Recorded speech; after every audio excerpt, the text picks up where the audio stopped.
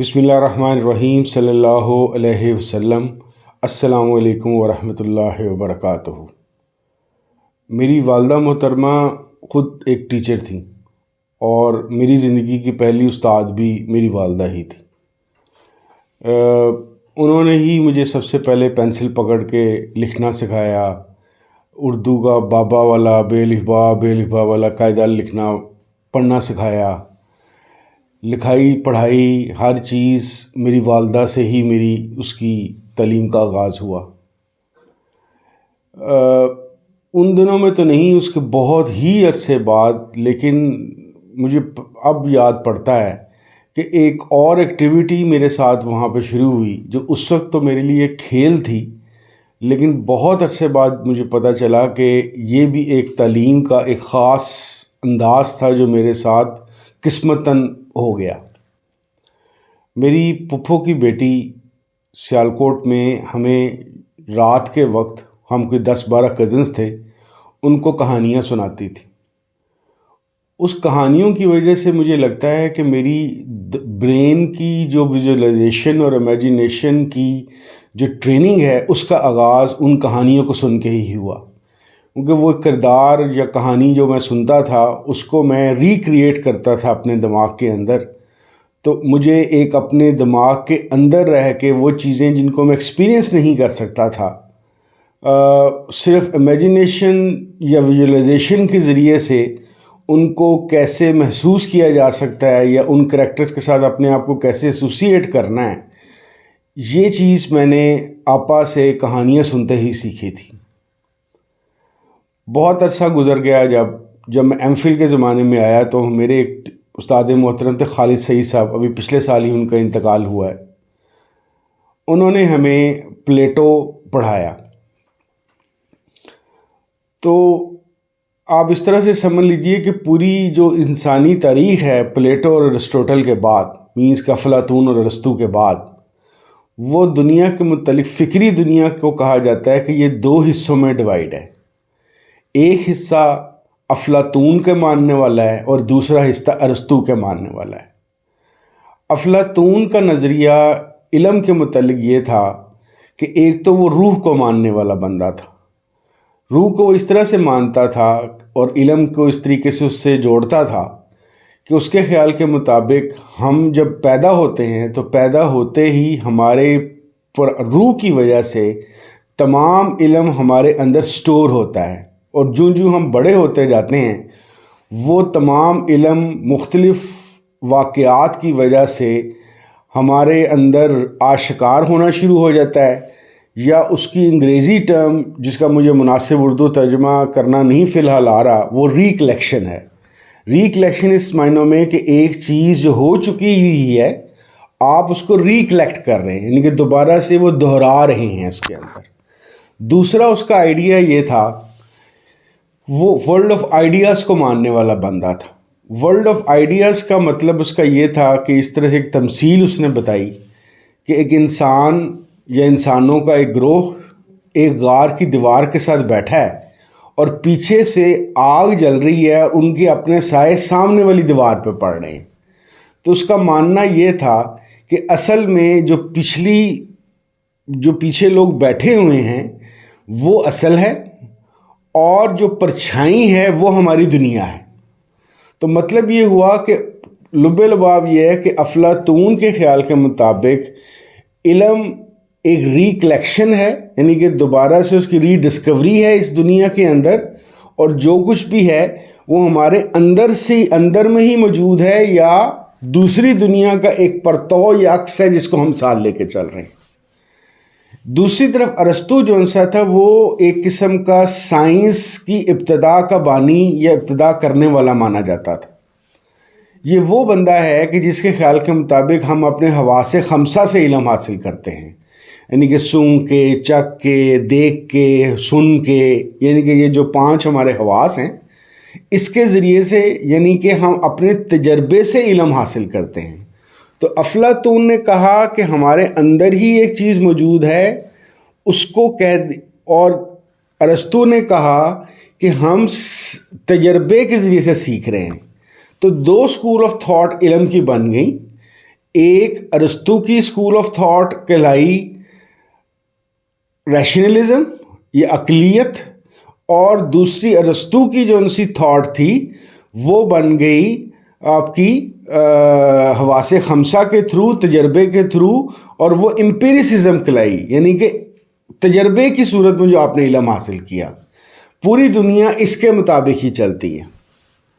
اچھا، یہ چیز تو ظاہر ہے ایک فلسفے کی بنیاد پہ اور ایجوکیشن کے حوالے سے جو ان سے لوگ چیزوں سے یا اس علم سے منسلک ہیں یا اس چیزوں کو جانتے ہیں، وہ اس چیز کو بہتر سمجھ سکتے ہیں کہ ریشنلزم اور امپیریسزم یا افلاطون یا ارسطو کا کیا کردار ہے۔ اچھا، ایک اور چیز جو میری زندگی میں کسی اور طریقے سے آئی اور مجھے ایک تھرڈ ڈائمنشن کا پتہ چلا،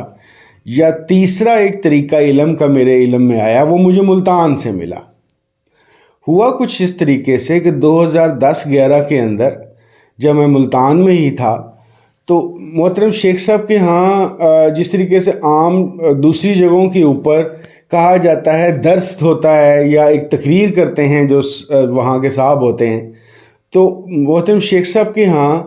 جب وہ بیان فرماتے ہیں تو اس کو بیان یا درس کی بجائے تعلیم شریف کہا جاتا ہے، اور اس ساری ایکٹیویٹی کو محفل کہا جاتا ہے۔ تو ہوا کچھ اس طرح سے کہ ایک دفعہ اس طرح سے ہم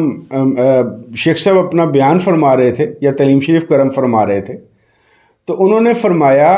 جو جس طرح سے مجھے یاد رہ گیا اس کا مفہوم، ایگزیکٹ الفاظ شاید آگے پیچھے ہو جائیں، انہوں نے فرمایا کہ جب کسی پہ اللہ تعالیٰ کی طرف سے مہربانی ہوتی ہے تو اس کو وہ علم جو اس کی زندگی سے پہلے کا یا بعد کا آنے والا ہے، یعنی کہ مینس کہ کوئی واقعہ یا کوئی علم جو اس کے پیدا ہونے سے پہلے کا ہے یا اس کی موت کے بعد کبھی ہوگا، اللہ کریم مہربانی فرماتے ہیں جب، تو اس کے متعلق بھی اس کو علم عطا کر دیا جاتا ہے۔ اچھا، میں کیونکہ تاریخ، کہانی اور علم اور فلسفے کا اور نفسیات کا شدائی تھا، تو میرے ایک قسم کے اب یہ سمجھ لیجئے کہ محترم شیخ صاحب نے جب یہ بات کی تو میرے کان کھڑے ہو گئے۔ کچھ عرصہ بعد، کچھ 6 مہینے یا اسی عرصے کے اندر، ایک اور محفل میں محترم شیخ صاحب نے اسی بات کو دوبارہ دہرایا کہ جب کسی بندے پہ کوئی اللہ تعالیٰ خاص کوئی مہربانی کرتا ہے تو اس مہربانی میں سے ایک مہربانی یہ بھی ہو سکتی ہے کہ کسی اور دور کا، ماضی کا یا مستقبل کا واقعہ اس کو دکھایا جا سکتا ہے یا کوئی چیز اس کو دکھائی جا سکتی ہے۔ میرے اندر شدید اشتیاق پیدا ہو گیا کہ اچھا بھی، اب مسئلہ میرا یہ تھا بھی اور ابھی بھی ہے کہ بدقسمتی سے میں اس طرح کا پراپر بہتر مسلمان آج تک نہیں بن سکا جس طریقے کی محنت محترم شیخ صاحب کرتے ہیں، لیکن خواہش پہ ظاہر ہے پابندی نہیں ہے، تو مجھے بڑی شدید خواہش اس بات کی ہو گئی کہ یار کاش میرے ساتھ بھی ایسا ہو کہ مجھے بھی گزرے ہوئے کسی زمانے کا جس کے متعلق مجھے کتاب سے کوئی ریفرنس نہیں ملتا کہ سچا واقعہ ہے بھی یا نہیں، یا کنفیوژن ہے یا اس میں مشکوک لگتا ہے، یا آنے والے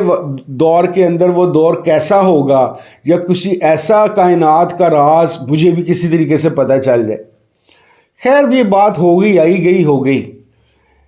ایک دن ایسا میرے ساتھ واقعہ ہو گیا کہ ایک رات کو میں تقریباً نہ سو رہا تھا نہ جاگ رہا تھا، مجھے کچھ ایسی چیزیں نظر آئیں جو ان ایکسپلینیبل بھی تھیں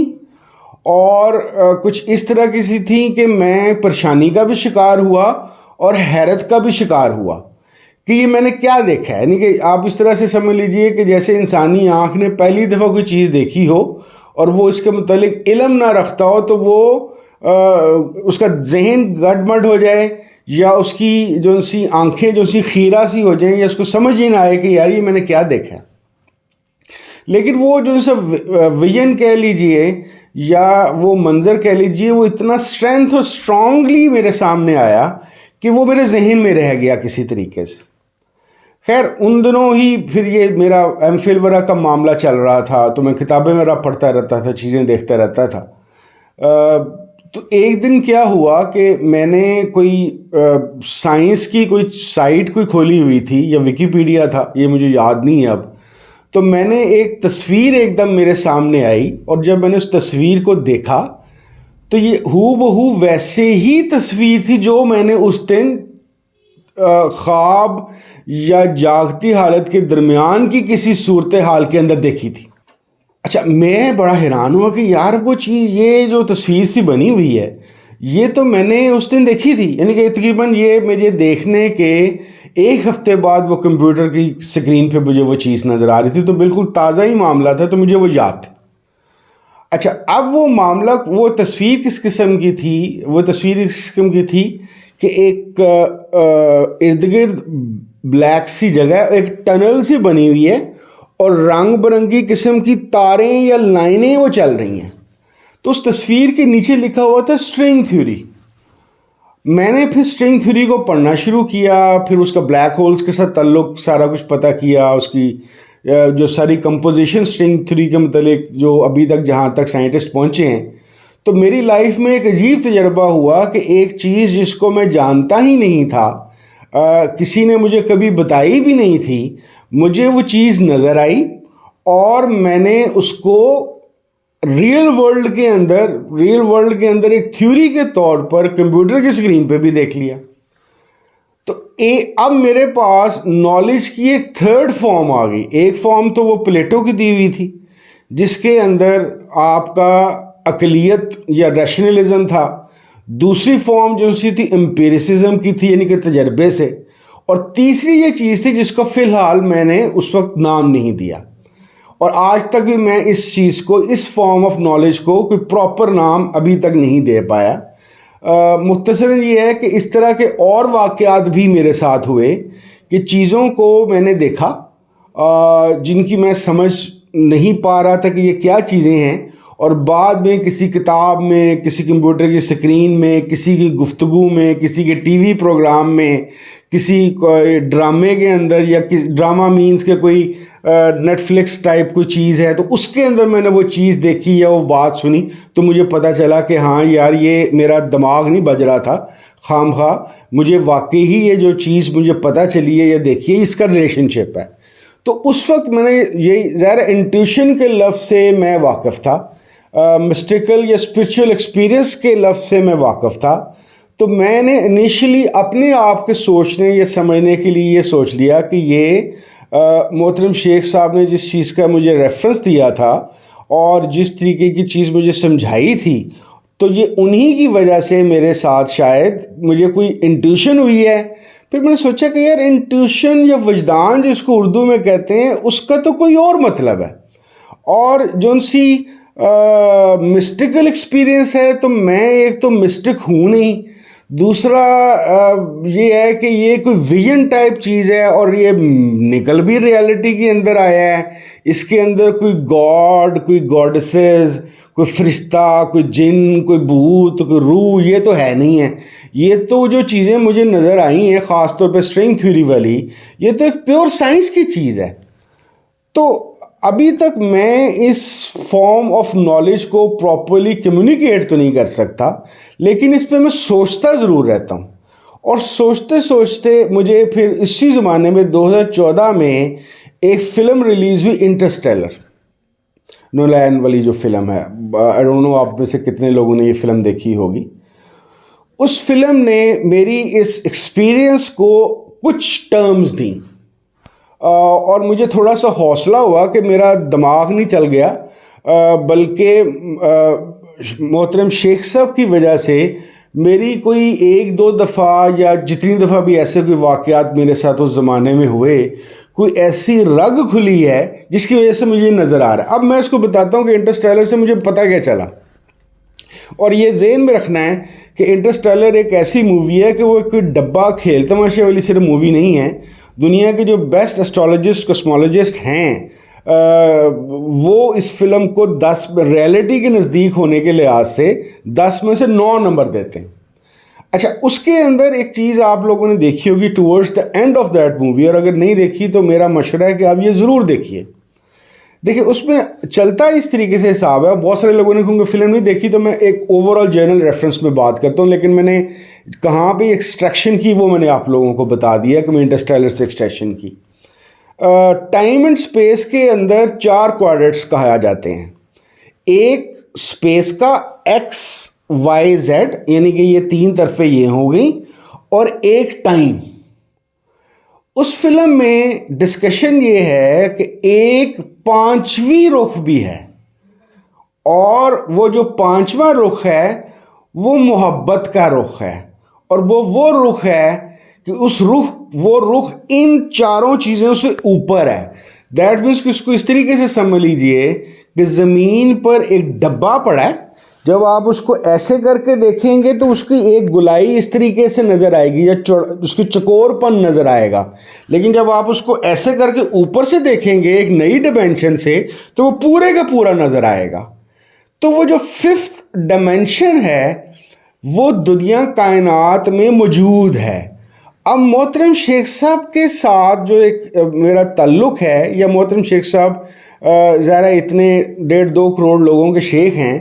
تو میں نے سوچنا شروع کیا کہ یہ وہاں پہ, کیونکہ ظاہر ہے سوچنے سے اور فلسفہ نفسیات لاگو کرنے سے میں باز نہیں آتا, تو میں نے سوچنا شروع کیا کہ یہ کیسے ہوتا ہوگا. تو مجھے یہ بات سمجھ آئی, یعنی کہ یہ جو میکانزم ہے اس طرح کے ایکسپیرینسز کا, یا اس طرح کے علم کا, اس کا میکانزم یا بیہائنڈ دا سین اس کے پیچھے مشینری کیا لگی ہوئی ہے جس کی وجہ سے یہ ہیپننگ ہو جاتی ہے. مجھے یہ سمجھ آنی شروع ہوئی ہے ابھی تک. ابھی میں جس طرح میں نے پہلے بتایا کہ میں اس کو اپنے الفاظ میں ابھی فی الحال پوری طرح بیان نہیں کر سکتا, لیکن جہاں تک پہنچا ہوں, اور مجھے امید ہے کہ انشاءاللہ کبھی نہ کبھی میں اس کو اگر اللہ تعالیٰ نے چاہا تو اس کو ایکسپلین کرنے کے قابل ہو جاؤں گا.